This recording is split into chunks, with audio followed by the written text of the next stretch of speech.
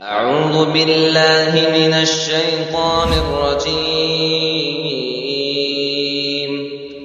بسم الله الرحمن الرحيم.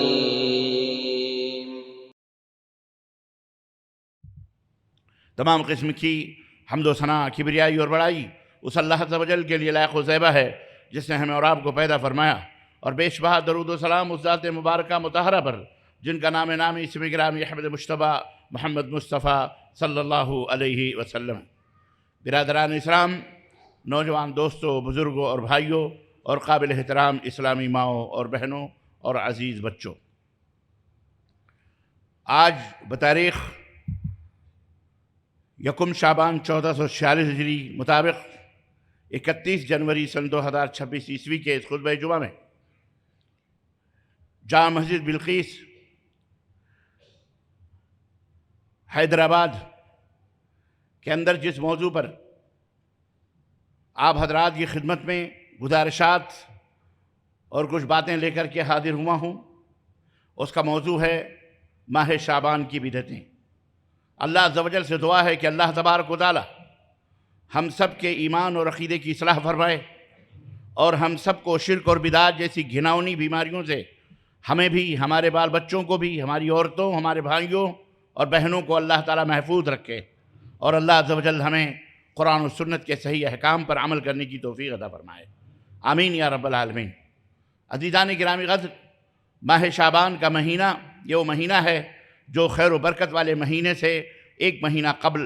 حاضر ہوتا ہے۔ اس مہینے کی آمد، یا 8واں مہینہ، عربی مہینوں کا 8واں مہینہ ہے جسے شعبان کہا جاتا ہے۔ اس مہینے کی آمد ایک طرح سے ہمارے لیے دلیل ہوتی ہے کہ اب خیر و برکت کا مہینہ بہت جلد ہم سے قریب ہونے والا ہے، اور بہت جلد ہم اب اس ایک مہینے کے بعد اس مبارک مہینے میں داخل ہونے والے ہیں جس میں دن میں روزے رکھتے ہیں، رات کو قیام کرتے ہیں، اور رات و دن اللہ کی رحمتوں کی برکھا برستی ہے، اور برکتوں سے آج دنیا اسلام مالا مال ہوتی ہے، اور لوگ جو ہے دنیا اسلام اس سے فائدہ اٹھاتے ہیں۔ ماہ شعبان اور اس سے پہلے ماہ رجب حرمتوں والا مہینہ آپ سے ابھی گزرا ہے۔ آج کی گفتگو ہماری انشاءاللہ اسی ماہ شعبان کے اندر ہونے والی چند بدعتوں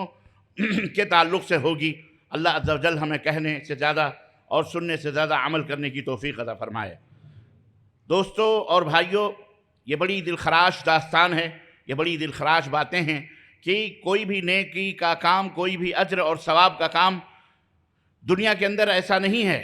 کہ جسے اسلام نے واضح طور پر بیان نہ کر دیا ہو اور کھلے طور پر ہر ایک کے سامنے رکھ نہ دیا ہو، لیکن یہ بڑی دلگداز داستان ہے کہ شیطان مردود جو ہمارے دائیں بائیں آگے پیچھے لگا ہوا ہے، اور ہمیں 24 گھنٹے ہمارے خون میں رگوں میں خون کی طرح دوڑ رہا ہے، ہمیں اور کسی نہ کسی طرح سے اللہ تبارک تعالیٰ سے دور کرنے، یا ہماری عبادتوں میں ملاوٹ کرنے، یا ہماری عبادتوں کو اللہ تبارک تعالیٰ کی نظر میں حقیر بنانے کے لیے اپنی کوئی نہ کوئی حرکت، اپنی کوئی نہ کوئی سازش، اپنا کوئی نہ کوئی عمل ایسا داخل کر دیتا ہے، اور ہماری نظروں میں اسے خوبصورت بنا دیتا ہے، جو اللہ اس کے رسول کے نزدیک انتہائی گھناؤنا عمل ہے اور انتہائی گندا عمل ہے۔ اس بات کو حقیقت میں سمجھیے، اللہ کے نبی حضرت محمد الرسول اللہ صلی اللہ علیہ وسلم نے بہت پہلے ہمیں اس بات کی اپنے زمانے ہی سے وارننگ دی اور بتا دیا لوگوں کے سامنے، اور خود قرآن کریم میں اللہ تبارک و تعالیٰ نے ارشاد فرمایا، وَمَا آتَاكُمُ الرَّسُولُ فَخُذُوهُ وَمَا نَهَاكُمْ عَنْهُ فَانْتَهُوا۔ رسول جس بات کا تمہیں حکم دیں اس کے اوپر عمل کرو، اور جس بات سے وہ منع کریں اس سے رک جاؤ۔ عزیزان گرامی، اسلام کا ایک قاعدہ ہے، ایک اصول ہے، ایک منہج ہے، ایک طریقہ ہے، اور ایک بنیاد اور اس کی اساس ہے، اور ہم سب کو اور دنیا کے تمام مسلمانوں کو اس بات کا علم ہے کہ وہ منہج، وہ کتاب اور وہ اساس اور وہ بنیاد رب کا قرآن ہے، اور محمد الرسول اللہ صلی اللہ علیہ وسلم کا فرمان ہے۔ اور اللہ کے نبی صلی اللہ علیہ وسلم نے حضرت عبداللہ بن مسعود رضی اللہ تعالیٰ عنہ کی اس حدیث کو آپ پیش نظر رکھیں کہ نبی کائنات صلی اللہ علیہ وسلم نے پوری دنیا کے سامنے جب دعوت پیش کی، اور آپ صلی اللہ علیہ وسلم نے لوگوں کے سامنے اسلام کی تشریح کی کہ اسلام کیا ہے، صراط مستقیم، اللہ تبارک و تعالیٰ کا وہ راستہ کون سا ہے، تو آپ صلی اللہ علیہ وسلم نے ایک لکیر کھینچی، سیدھی سی دنیا کے سامنے، اپنے صحابہ کے سامنے ایک لکیر کھینچی، اور دائیں بائیں 2 لکیریں کھینچی، اور آپ نے بیچ کی لکیر کے اوپر انگلی رکھ کر کے فرمایا، اللہ کی یہ آیت کریمہ تلاوت کی جو قرآن کے اندر موجود ہے کہ وَأَنَّ هَذَا صِرَاطِي مُسْتَقِيمًا فَاتَّبِعُوهُ، اے میری امت کے لوگوں، یہی میرا وہ سیدھا راستہ ہے، یہی وہ صراط مستقیم ہے۔ یعنی اللہ تبارک و تعالیٰ نے فرمایا ہے کہ وَأَنَّ هَذَا صِرَاطِي مُسْتَقِيمًا، یہی میرا سیدھا راستہ ہے، فَاتَّبِعُوهُ، تو اسی راستے کی پیروی کرو، وَلَا تَتَّبِعُوا السُّبُلَ، اور دائیں بائیں جو دو دو لکیریں اور راستے جا رہے ہیں ان کے چکر میں نہ پڑو، ان کی فکر نہ کرو، ان کی طرف توجہ نہ دو، ورنہ کیا ہو جاؤ گے، فَتَفَرَّقَ بِكُمْ عَنْ سَبِيلِهِ،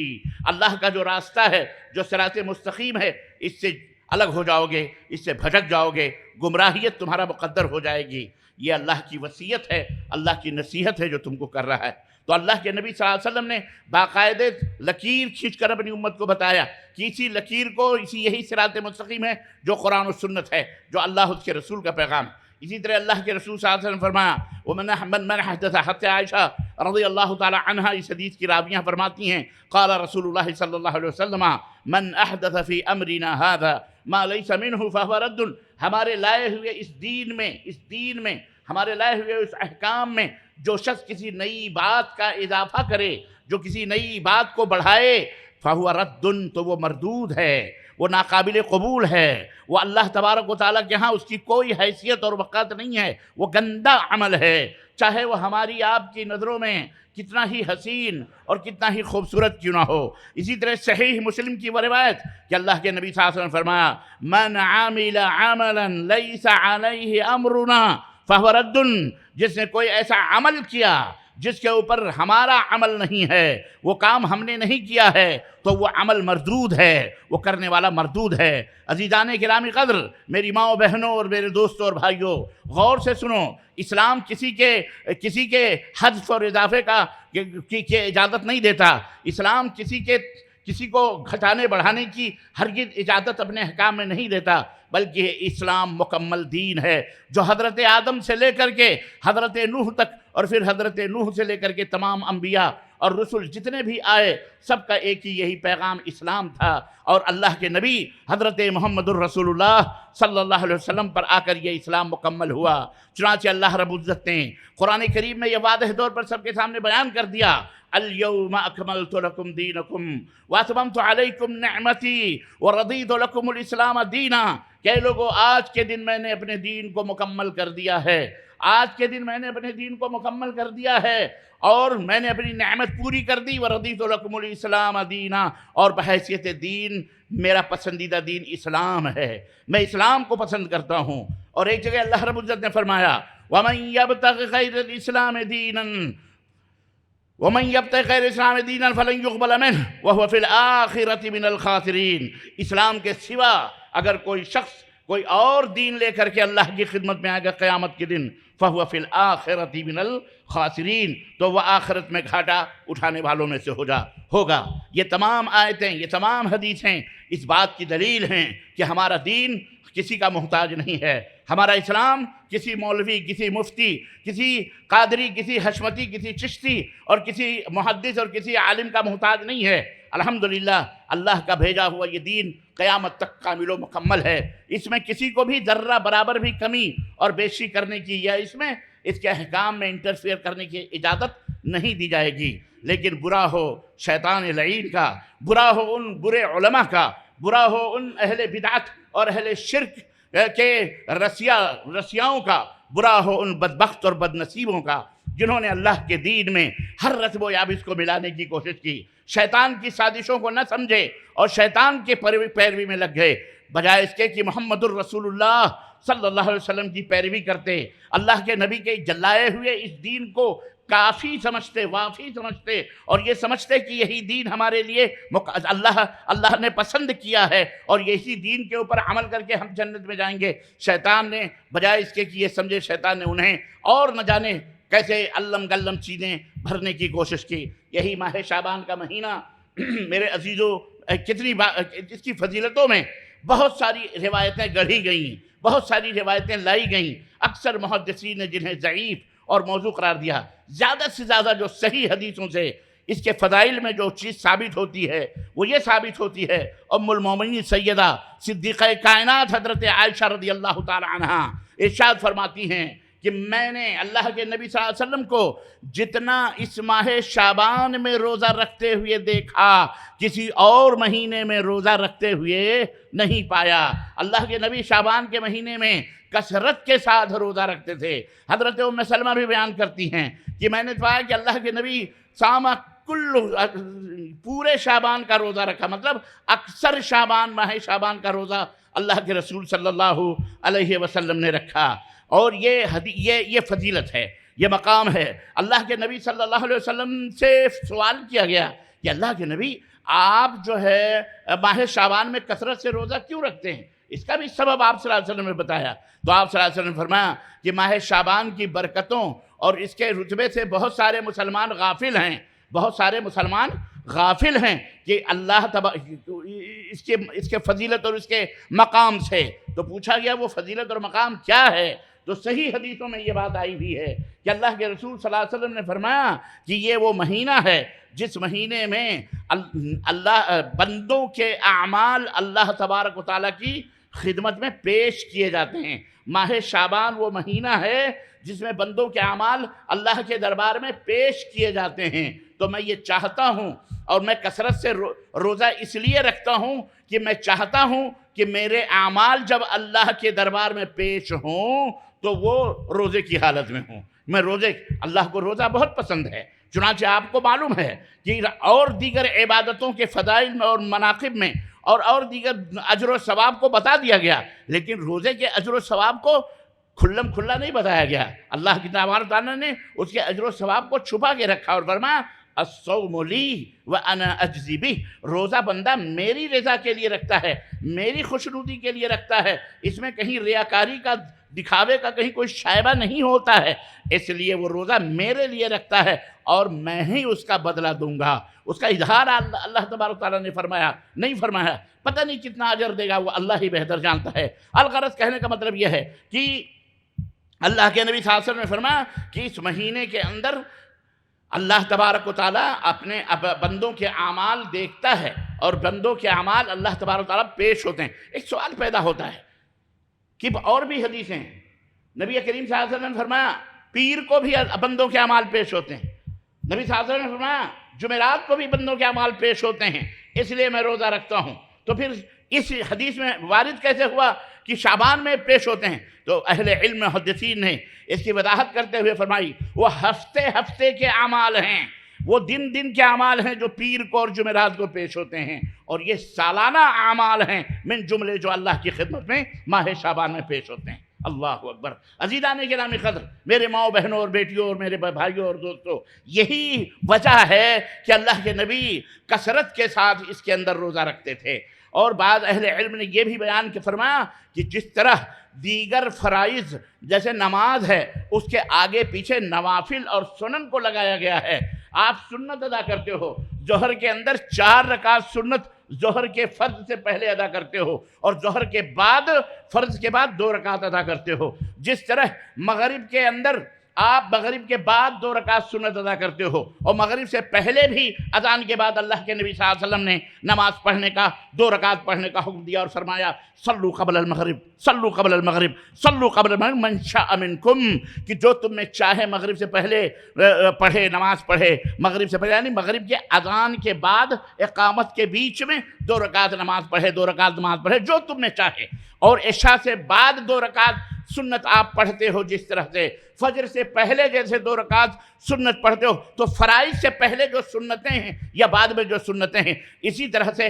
رمضان چونکہ ایک فرض کا مہینہ ہے اور شعبان اس سے پہلے آ رہا ہے، تو اللہ کے نبی صلی اللہ علیہ وسلم کثرت سے روزہ گویا کی اس لیے رکھتے تھے تاکہ آگے روزہ رکھنے کے اوپر کسی کو بھاری نہ پڑے، کیونکہ ایک اچانک کوئی شخص کوئی روزہ رکھے گا تو اس کے اوپر بھاری پڑ سکتا ہے۔ تو یہ تعلیم تھی امت کے لیے۔ اور پھر آپ کو پتہ ہے کہ رمضان کے بعد، عید کے بعد اللہ کے نبی نے فرمایا 6 روزے شوال کے اس سے ملاؤ۔ تو اس طرح سے سنتیں آگے اور پیچھے اور بیچ میں اللہ کا وہ فریضہ جو رکن ہے اسلام کا، جسے ہم رمضان المبارک کہتے ہیں، جس مہینے میں ہم روزہ رکھتے ہیں۔ الغرض کہنے کا مطلب یہ ہے کہ عزیزان گرامی، یہ مہینہ بس اتنی حد تک بابرکت اور اس کے اندر فضیلتیں وارد ہوئی ہیں، لیکن اعوذ باللہ استغفر اللہ، ظالموں نے ایسی ایسی روایتیں گڑھیں، ایسی ایسی باتیں گڑھیں کہ جناب علی جو شخص شعبان کی 15 شعبان کو جناب علی 1000 رکعتیں پڑھے تو اس کے لیے یہ بدلہ ہے، اس کے لیے یہ جنت ہے، اس کے لیے اللہ کی طرف سے یہ ہے۔ جو شخص دن میں روزہ رکھے 15 شعبان کو اور اسی طرح سے رات کو قیام کرے تو اس کے لیے یہ اجر ہے، یہ ثواب۔ نعوذ باللہ استغفر اللہ، ایسی کوئی بات اسلام کے اندر موجود نہیں ہے، بلکہ یہ تمام سب خرافات ہیں۔ اور بہرحال تو یہ فضائل شعبان کے تعلق سے رہا۔ اس کے اندر جو بدعتیں ہیں آپ حضرات کو معلوم ہونا چاہیے، اس کے اندر جو بدعات ہیں آپ سب کو پتہ ہے، 15 شعبان آتے ہی بلکہ ماہ شعبان کا چاند نکلا ہے، آج شعبان کی پہلی تاریخ ہے۔ اہل بدعت و شرک جو ہیں، جو شرک و بدعت کے رسیاں، اللہ انہیں ہدایت عطا فرمائے، وہ لوگ بھی جنت میں جانا چاہتے ہیں، لیکن کچھ شیاطین مولویوں کے بھیس میں، پیروں پگاڑوں کے بھیس میں، عمامہ جبے اور دستاروں کے بھیس میں ان بیچاروں کے ایمان پر ڈاکے ڈالے ہوئے، ذہنوں کو نٹ بولٹ سے کس کر اور اس طرح سے ان کو پیک کیے ہوئے کہ بالکل انہوں نے حدیث جیسے فائر پروف ہوتی ہے نا گاڑیاں، ایسے ان کے دماغوں کو حدیث اور قرآن پروف بنا دیا گیا کہ ان میں نہ قرآن داخل ہو نہ حدیث داخل ہو، اور بس ہمارے فتوے چلیں، ہمارے مسئلے چلیں۔ اے عالم اسلام کے مسلمانوں، اے میرے دوستوں اور بھائیوں، اور اے مسلمان ماں اور بہنوں، اللہ سے ڈرو۔ سب سے بڑی نعمت تقوی ہے ایمان کے بعد۔ یا ایھا الذین آمنوا اتقوا اللہ حق تقاتہ، اے وہ لوگوں جو ایمان لائے ہو، ایمان لا چکے ہو، لیکن تقوی اختیار کرو جیسا تقوی اختیار کرنے کا حق ہے۔ تو تقوی سب سے پہلے یہ ہے کہ اتنا دین مانو جتنا دین نبی نے بتایا ہے، دین اتنا مانو جتنا دین ابو بکر، عمر، عثمان، علی، طلحہ، زبیر، فاطمہ، خدیجہ الکبریٰ، عائشہ صدیقہ، حفصہ، سمیہ نے تسلیم کیا، اتنا دین مانو۔ انشاءاللہ اتنا عمل کر لوگے، ان کے ساتھ قیامت کے دن حشر ہوگا انشاءاللہ تبارک تعالیٰ۔ شعبان کے مہینے میں روزہ رکھیے، آپ بالکل رکھیے۔ پورے مہینے میں اللہ کے نبی رکھا کرتے تھے، لیکن اپنی امت کے بارے میں آپ صلی اللہ علیہ وسلم نے یہ حکم دیا کہ جب 15 شعبان آ جائے، یعنی شعبان کی 15 تاریخ تک تم لوگ روزہ رکھو، اس کے بعد روزہ رکھنا منع ہے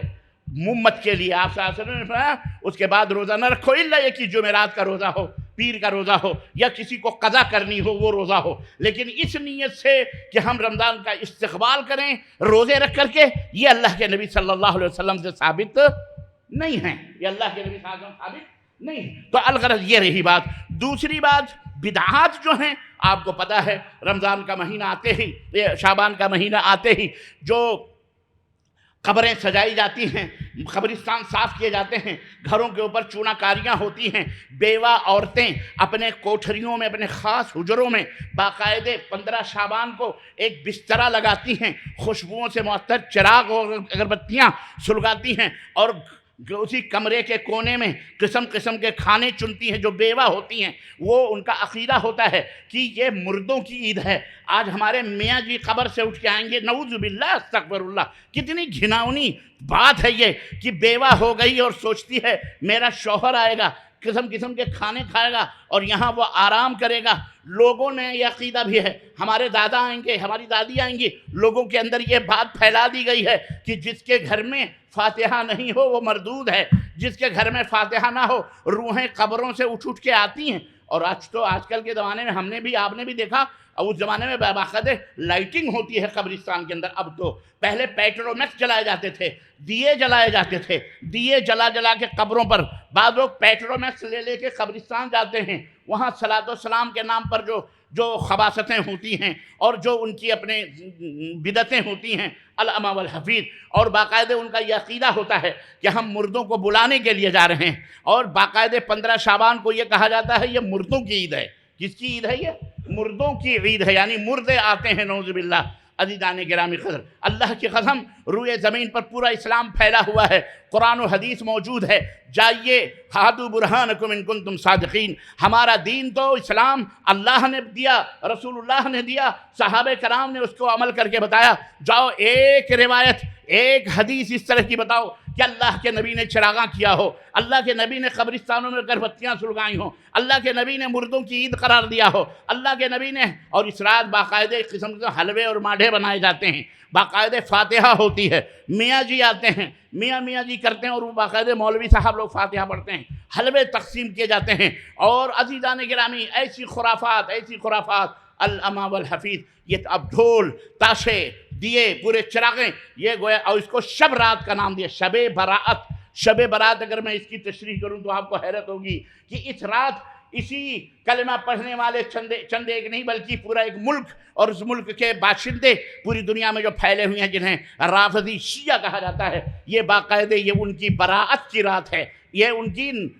اظہار بیداری کرتے ہیں۔ کس سے؟ تمہیں پتہ ہے ہم کتنے بھولے بھابی، رجب کا مہینہ گزرا ہے، 22 رجب کو کوڑے شور بچا دیا۔ کس کا کوڑا؟ جعفر صادق کا کوڑا۔ جعفر صادق، ارے جعفر صادق نہ 22 رجب کو نہ پیدا ہوئے، نہ 22 رجب کو ان کی وفات ہوئی، تو جعفر صادق کا 22 رجب سے کیا تعلق؟ لیکن ہاں ہم نے جانا کہ 22 رجب کو حضرت امیر المومنین، اسلام کا ایک بطل عظیم، اسلام کا ایک بہادر، 20 برس تک بلا شرکت غیرے، جس نے اسلامی مملکت پر حکومت کی، اور جس نے اہل باطل کے پنجوں کو موڑا، اور جس کی آنکھوں میں آنکھیں ڈالنے کی ہمت اور جرت شرک اور بدعت کے رسیاؤں نے اور دشمنان اہل بیت نے نہ کی، وہ بطل عظیم 22 رجب المرجب کو وفات پاتا ہے، جس کا نام تاریخ اور احادیث میں سیدنا امیر معاویہ کہا جاتا ہے۔ اس رات، اس دن باقاعدہ یہ خبیث دشمنان صحابہ، یہ لوگ پوریاں اور مٹھائیاں تقسیم کرتے ہیں، اور کوڑے کے نام پر جناب علی اپنے کڑوے، اپنے منہ کو میٹھا کر کے خوشیاں مناتے ہیں، اور آپ کو مسلمانوں کو، اپنے آپ کو جو سنی کہتے ہیں، جو سن کے مسلمان ہوئے، ان کو اسی کے اوپر لگا دیتے ہیں۔ یہ بھی رجب کے کوڑے بھرتے اور بھرتی ہیں عورتیں، اور یہ عقیدہ رکھتی ہیں کہ جعفر صادق کی نیاد نہیں، امیر معاویہ کی موت پر یہ یہودی نسل اور یہودی کے لوگ، یہودی سے پروردہ لوگ جناب علی خوشیاں مناتے ہیں۔ جناب سمجھ میں آئی؟ ایسے ہی شعبان کی 12 تاریخ کو امام محمد الغائب کا نام لیا ہوا ہے ان کے ہاں، باقاعدہ عراق کے اندر ایک غار ہے، ان کا عقیدہ ہے کہ اس کے اندر امام محمد غائب، قرآن کے 10 پارے جو 40 پارے ہیں، ان میں 30 پارے دنیا میں، 10 پارے وہ لے کے غائب ہیں، وہ آئیں گے۔ چنانچہ اس رات بیٹھ کر کے پرچیاں ڈالتے ہیں، اور ان کو اور حضرت ابوبکر پر، حضرت عمر پر، حضرت عثمان پر گالیاں بکتے ہیں، تبرے کستے ہیں۔ کیا کہتے ہیں اس رات کو؟ 15 شعبان کو تبرہ، اسی لیے اس کو شب براءت، تبرے کی رات کہا جاتا ہے، جس دن آپ کو حلوے اور ماڈھے پہ لگا دیا، مردوں کی عید پہ لگا دیا۔ استغفر اللہ۔ اے مسلمانوں، کہاں کہاں تمہیں دھوکہ دیا گیا، اور کہاں کہاں تم اپنے دین اسلام کو، جو نبی نے صراط مستقیم بتایا تھا، دائیں بائیں گھوم کر تم کس طرح سے شرک و بدعت کے دلدلوں میں پھنس گئے ہو۔ اے لوگوں، اس دن پٹاخے پھوڑے جاتے ہیں، راتوں کو لڑکے ٹوپیاں لگا کر فراٹوں کے ساتھ اور سڑکوں پر اور شہروں میں چراغاں کرتے ہوئے گاتے ہیں، ناچتے ہیں، کودتے ہیں، پھاگتے ہیں قبرستان۔ اسلام کا نام دیا ہوا ہے۔ ارے یہ اسلام کے نام پر کلنک کا ٹیکا ہے، یہ اسلام کی رسوائی ہے، یہ اسلام کے نام پر داغ لگانا ہے۔ اے مسلمانوں، اے میرے نوجوانوں، آپ سب کی ذمہ داری ہے، اور میری بہنوں، میری اس آواز کو، قرآن و سنت کی صدا کو ان جاہل لوگوں تک پہنچاؤ، ان تک پہنچاؤ، ان کو منع کرو، ان کو روکو ان حرام کاموں سے، ان بے حیائی کے کاموں سے، ان بے شرمی کے کاموں سے، ان شرک و کفر کے کاموں سے ان کے منع کرو، تاکہ ملک کے اندر امن پیدا ہو۔ ایک بچہ مارا گیا، کہیں کوئی حادثہ ہوا، کہیں کسی پولیس نے کر دیا، آپ ٹولہ لے کے کھڑے ہو جائیں گے، جناب مسلمانوں کے اوپر ظلم ہو رہا ہے۔ ارے مسلمان کتنا ظلم کر رہا ہے یہ تم نے نہیں دیکھا، قرآن پر ظلم ہو رہا ہے، نبی کے دین کا مذاق اڑایا جا رہا ہے، یہ آپ کو نظر نہیں آ رہا ہے۔ اور جو نبی کے دین کا مذاق اڑائے گا، جو نبی کا مذاق اڑائے گا، یاد رکھو اسے دنیا میں عزت مل سکتی؟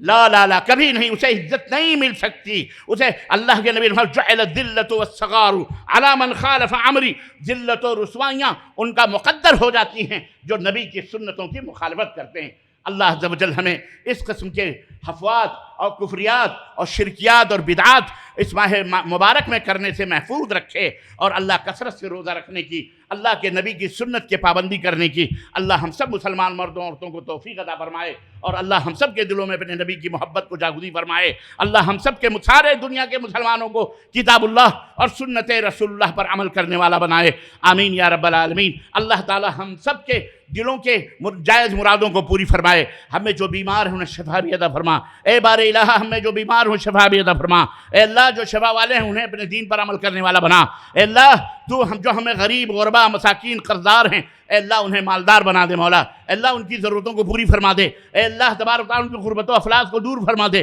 اے اللہ انہیں اپنی طرف سے خزانے غیب عطا فرما، اور جو مالدار ہیں اللہ کی راہ میں خرچ کرنے والا بنا، اللہ اپنی راہ میں خرچ کرنے والا بنا، اللہ اپنی راہ میں صدقہ اور خیرات کرنے والا بنا۔ اللہ تبارک تعالیٰ ہمیں جو بے اولاد ہیں انہیں صاحب اولاد بنا، اور جو با اولاد ہیں اولاد والے ہیں اللہ ان کی اولاد کو ان کی آنکھوں کا نور بنا دے مولا، اللہ دلوں کا سرور بنا دے مولا، اللہ ہمارے بچوں کی ہمارے نوجوانوں کی حفاظت فرما مولا، اے اللہ ہمارے بچیوں کی اور ہمارے بہنوں کی اور ماؤں کے عزت و آبرو کی حفاظت فرما مولا، اے اللہ اسلام اور مسلمانوں کی طرف جو ٹیڑھی آنکھ کر کے دیکھیں اللہ انہیں ہلاک و برباد فرما دے مولا، اے اللہ اسلام اور مسلمانوں کو برباد کرنے کی جو سوچ میں ہیں اللہ تبارک تعالیٰ ان کی سوچ کے اندر اللہ تبارک ہلاکت و بربادی عطا فرما، آسمان سے قہر کی بجلیاں نازل فرما، اے اللہ ہمارے وطن میں ہم سب کو اور تمام عالم اسلام میں جہاں کہیں مسلمان رہتے ہیں اللہ امن و سلامتی عطا فرما مولا، ہمارے دیش میں ہمیں امن و سلامتی سے رہنے کی توفیق عطا فرما مولا، اپنے دیش اپنے وطن کی خدمت اور دین اسلام کی خدمت کرنے والا بنا، اور اس کی ترقی میں اپنا ہمیں حصہ ڈالنے کی توفیق عطا فرما مولا۔ اللہ تبارک تعالیٰ ہم سب کے اندر ہمارے دلوں کے اندر اتحاد اور اتفاق عطا فرمائے اور کتاب و سنت کے اوپر عمل کرنے والا بنائے، آمین یا رب العالمین۔ بارک اللہ لنا ولکم فی القرآن العظیم ونفعنی وإیاکم بالآیات والذکر الحکیم، انہ تعالی جواد کریم ملک بر رؤوف الرحیم۔